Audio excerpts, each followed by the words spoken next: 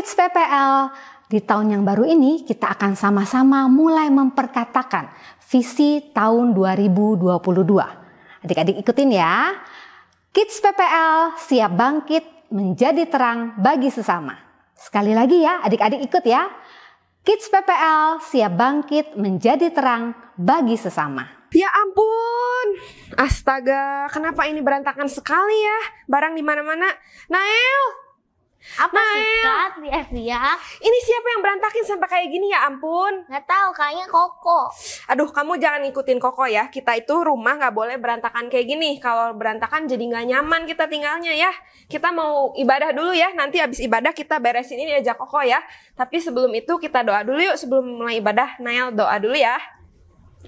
Yuk. Teman-teman, mari kita berdoa. Dan Yesus, terima kasih kami mau mendengar firman-Mu. Tuhan, tolong dan berkati kita. Terima kasih Tuhan, dalam nama Tuhan Yesus, amin. Amin. Yuk kita sama-sama ibadah dulu ya.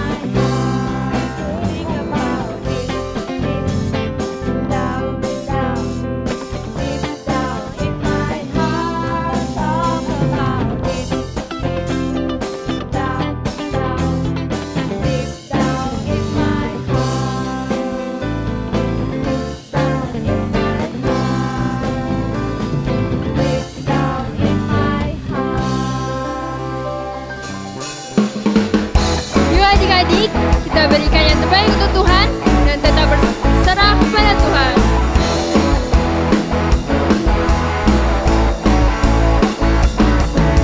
I wanna do right, wanna do what's right. I'm gonna give you all of my life. I put my trust in you, Jesus, and you show me how to do right. Hey, hey. Hey, hey, every word I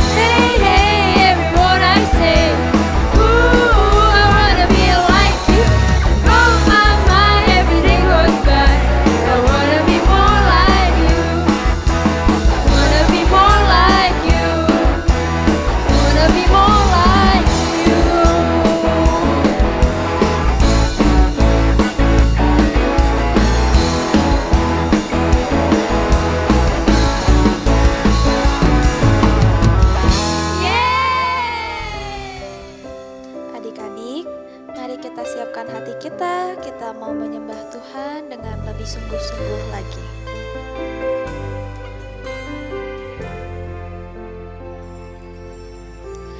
Bapa, Kau setia. Bapa, Kau mulia. Tenanglah jiwaku, aman bersamamu.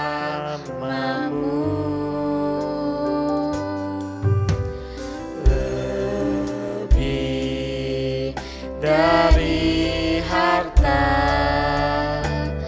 Kaulah segalanya. Tenanglah jiwaku dalam hadirat-Mu.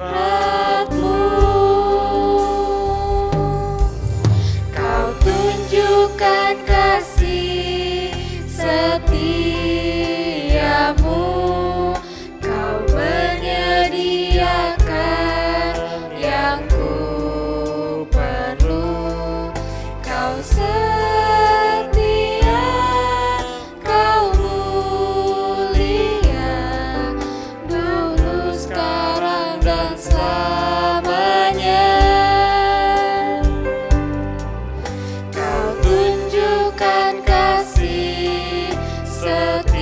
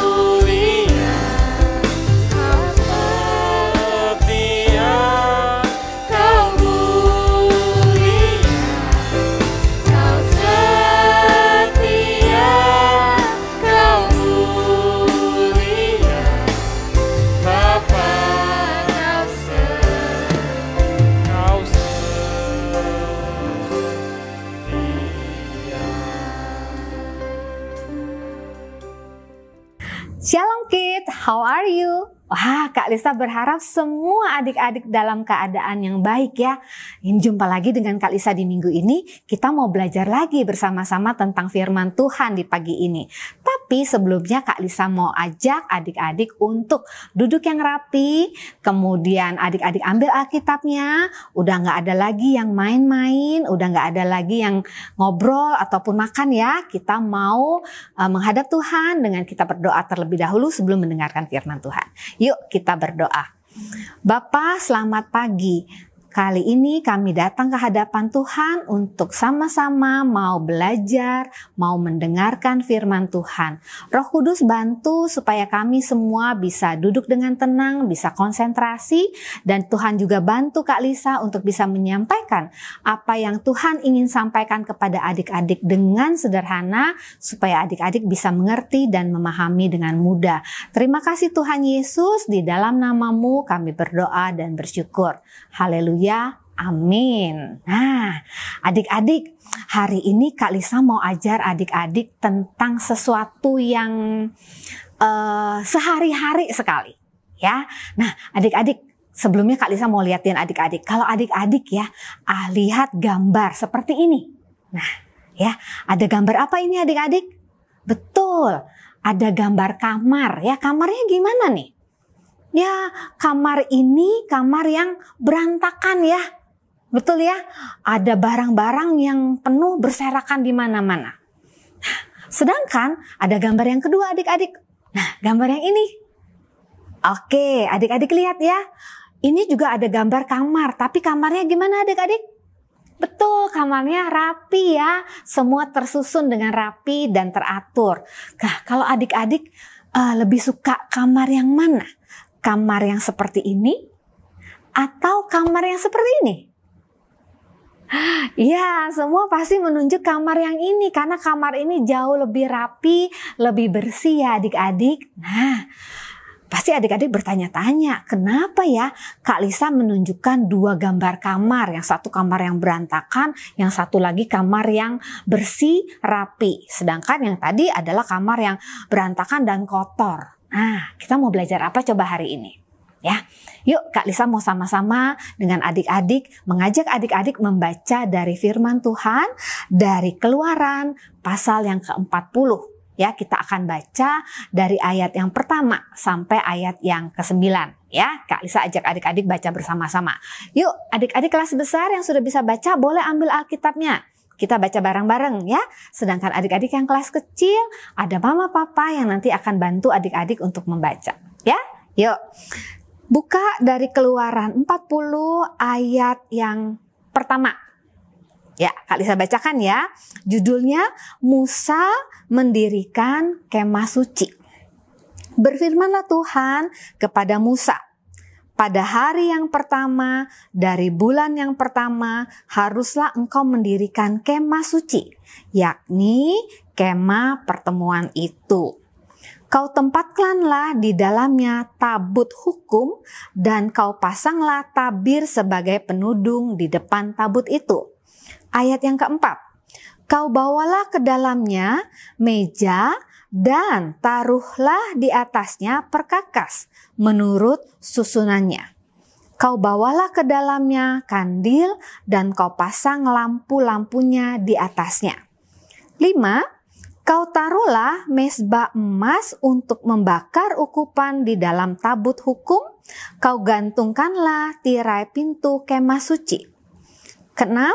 Kau taruhlah mezbah korban bakaran di depan pintu kemah suci, yakni kemah pertemuan itu. 7. Kau taruhlah bejana pembasuh di antara kemah pertemuan dan mezbah itu, lalu kau taruhlah air di dalamnya. Haruslah kau buat pelataran keliling dan kau gantungkanlah tirai pintu gerbang pelataran itu. Sampai situ dulu ya. Nah, jadi apa sih sebenarnya yang mau Kak Lisa ceritakan? Suatu kali Tuhan berfirman kepada Musa supaya Musa mendirikan kemah suci adik-adik. Kemah suci itu apa? Kemah suci itu adalah kemah pertemuan di mana Tuhan akan bertemu dengan Musa di kemah tersebut. Nah, adik-adik, buat apa ya Tuhan minta Musa mendirikan kemah suci? Ternyata Tuhan itu ingin sekali bisa bertemu dengan manusia. Ya, pada saat itu Tuhan ingin bertemu dengan Musa. Tapi kalau Tuhan bertemu dengan Musa, Tuhan ingin bertemunya di tempat yang suci, tempat yang kudus. Karena itu Tuhan minta Musa untuk mendirikan kemah suci. Nah, adik-adik, pada saat Tuhan minta Musa mendirikan kemah suci, Tuhan juga bilang sama Musa, bukan hanya mendirikan kemah suci, tapi Tuhan bilang Musa harus mengisi kemah suci itu dengan 1 tabut perjanjian. Ya, kemudian juga Tuhan minta Musa isi dengan perkakas-perkakas yang ada di dalam kemah suci tersebut. Tuhan juga minta Musa meletakkan mezbah bakaran di depannya. Juga Tuhan minta Musa meletakkan bejana pembasuh di luar. Nah, tapi setelah Tuhan bilang harus meletakkan ini, meletakkan itu, ya, Tuhan juga bilang sama Musa untuk mengambil minyak urapan, kemudian mengurapi seluruhnya, mengurapi kemah suci tersebut, mengurapi semua perkakas yang ada di dalam kemah suci tersebut. Kira-kira menurut adik-adik buat apa ya Tuhan minta supaya semuanya diberi urapan? Ada yang tahu nggak? Ya, betul. Tuhan ingin semuanya diurapi dengan minyak supaya apa? Supaya semuanya kudus, adik-adik. Ya, jadi Tuhan ingin semua barang-barang yang ada di dalam kemah suci dan kemah sucinya juga kudus. Kenapa? Karena karena Tuhan kita adalah Tuhan yang kudus. Pada saat Tuhan datang ke kemah suci, Tuhan ingin kemah sucinya kudus. Nah, sehingga tadi Tuhan menyuruh Musa untuk mengurapi seluruh kemah dan peralatan yang ada di dalamnya. Nah, adik-adik, ternyata bukan cuma peralatannya saja harus kudus. Tuhan juga bilang sama Musa, Musa diminta untuk mengurapi Harun, ya.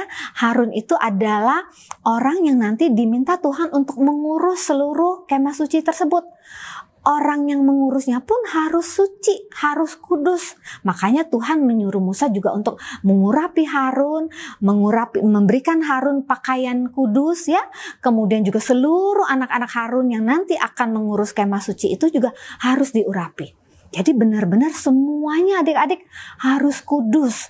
Nah, adik-adik, ingat Allah kita adalah Allah yang kudus, sehingga pada saat Allah mau bertemu dengan kita, Allah mau masuk ke dalam kemah suci, semuanya harus kudus. Adik-adik, kemah suci itu sekarang sudah nggak ada, ya. Tapi semua anak-anak yang percaya kepada Tuhan adalah kemah kudusnya Tuhan. Adik-adik yang percaya dengan Tuhan, Kak Lisa yang percaya dengan Tuhan adalah kemah kudusnya Tuhan. Karena itu kita juga harus kudus, adik-adik. Betul ya? Jadi semua yang menjadi kemah sucinya Tuhan itu harus kudus. Nah, maksudnya gimana kemah suci Tuhan harus kudus? Nah, adik-adik, karena adik-adik dan Kak Lisa adalah kemah sucinya Tuhan, baik sucinya Tuhan, sehingga apapun yang kita lakukan kita mesti pikir dulu. Kenapa? Tadi, karena kita harus menjadi rumah Tuhan yang kudus. Nah, apa kaitannya tadi dengan gambar yang Kak Lisa sajikan? Ya, adik-adik lihat, kalau kita punya kamar, kamarnya berantakan, kamarnya kotor. Kira-kira perasaan adik-adik gimana kalau mau masuk kamar itu? Nggak mau ya, kadang-kadang aduh males masuk ke kamar, kamarnya berantakan dan kotor. Ya, sedangkan kalau kita punya kamar yang bersih, pada saat kita capek, kita pulang dari sekolah, wah kita dengan senang mau masuk ke dalam kamar itu karena kamar kita udah rapi dan bersih. Nah, demikian juga dengan Tuhan. Pada saat Tuhan mau masuk ke dalam hati dan diri kita, Tuhan juga ingin masuk ke dalam hati diri kalian yang bersih, yang kudus, yang tidak terlalu banyak kotoran. Ya, sehingga kita wajib menjadi rumah Tuhan yang bersih dan kudus. Nah, adik-adik, bagaimana untuk bisa jadi rumah Tuhan yang bersih dan kudus? Yang pertama adik-adik, kita harus selalu menjaga dan merawat tubuh kita. Ya, menjaga dan merawat itu gimana Kak Lisa?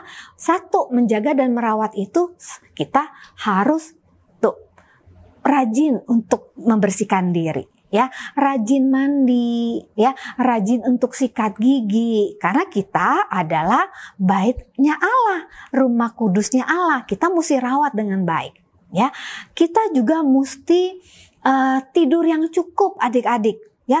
Kalau kita tidurnya terlalu malam, sering bergadang misalnya gitu, tubuhnya akan jadi nggak sehat. Ya, padahal kita mesti jaga tubuh kita menjadi tubuh yang sehat karena kita adalah bait sucinya Allah. Yang ketiga, kita juga harus makan makanan yang sehat, makan makanan yang bergizi. Supaya apa? Supaya bait suci Allah itu kuat. Ya, nah itu yang pertama adik-adik, harus dirawat bait sucinya Allah. Yang kedua adik-adik, bait sucinya Allah itu juga jangan dimasukin barang-barang yang kotor. Jangan dimasukin segala sesuatu yang najis dan tidak baik. Nah, jadi adik-adik, kalau seandainya adik-adik ternyata secara tidak sengaja membuka nih gambar-gambar atau film-film yang tidak baik, adik-adik harus bilang, rumah Allah loh ini harus dijaga dengan baik, harus suci, kudus, dan bersih. Nah, jadi kalau ada sesuatu hal yang membuat rumah ini akan jadi kotor, akan jadi najis dan tidak bersih, makanya kita mesti tolak, ya. Kalau ada misalnya tontonan-tontonan yang tidak baik, ada film-film yang kata-katanya kasar, jangan dilihat adik-adik, jangan ditonton. Kenapa? Karena itu bisa merusak kemah sucinya Allah, ya. Bait suci Allah akan jadi kotor dengan hal-hal seperti itu. Sehingga kita mesti bilang, aku nggak mau nonton film-film yang kasar, film-film yang tidak baik, supaya bait sucinya Allah tetap terjaga kekudusannya. Kalau kita juga dengar ya kata-kata yang tidak baik, kata-kata yang kasar dari orang-orang, jangan dimasukkan ke dalam hati dan pikiran kita. Kenapa? Karena kita adalah bait sucinya Allah. Ya, sehingga adik-adik berkewajiban untuk menjaga supaya bait suci ini kudus, bersih. Nah, jadi adik-adik sekarang tahu diri kita adalah bait sucinya Allah. Bait sucinya Allah harus dijaga kebersihan dan kekudusannya. Adik-adik tahu nggak? Dulu kita juga adalah bait suci yang kotor. Ya, kita adalah anak-anak yang penuh dengan dosa.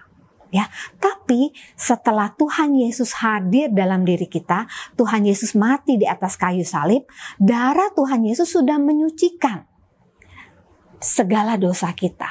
Kita yang tadinya kotor, yang tadinya tidak bersih, ya, yang tadinya najis, sudah disucikan oleh darah Tuhan Yesus. Maka dari itu, kekudusannya harus kita jaga, ya. Dengan apa? Tadi Kak Lisa sudah ingatkan, satu, dengan menjaga kebersihan, kekudusan dari bait sucinya Allah. Dan yang kedua, jangan masukkan sampah-sampah ke dalam bait sucinya Allah, sehingga bait suci Allah itu tetap terjaga kekudusannya. Dan yang terakhir, supaya bait suci ini terus bisa terjaga kekudusannya, adik-adik harus baca firman Tuhan setiap hari, ya. Itu sebagai pagar yang akan menjaga supaya bait suci itu tidak mudah dimasuki oleh hal-hal yang tidak baik dari luar. Karena itu, baca firman Tuhan setiap hari itu sebagai pagar perlindungan kita. Oke? Nah, firman Kak Lisa hari ini sampai di sini. Kak Lisa mau ajak adik-adik untuk senantiasa menjaga kekudusan rumah Allah. Kita adalah rumah bait sucinya Allah. Yuk, kita sama-sama tundukkan kepala, kita mau berdoa ya.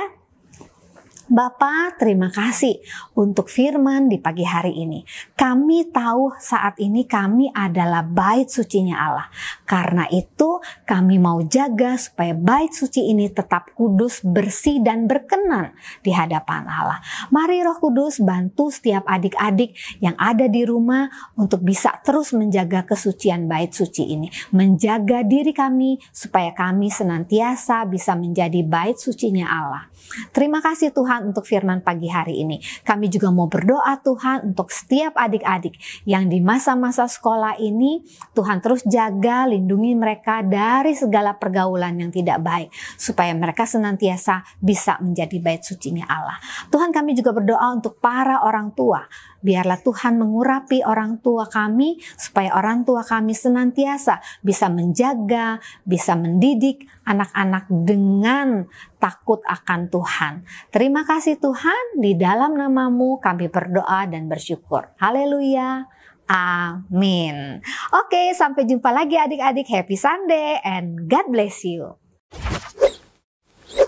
Halo teman-teman. Ayat hafalan hari ini adalah 1 Korintus 3 ayat 16.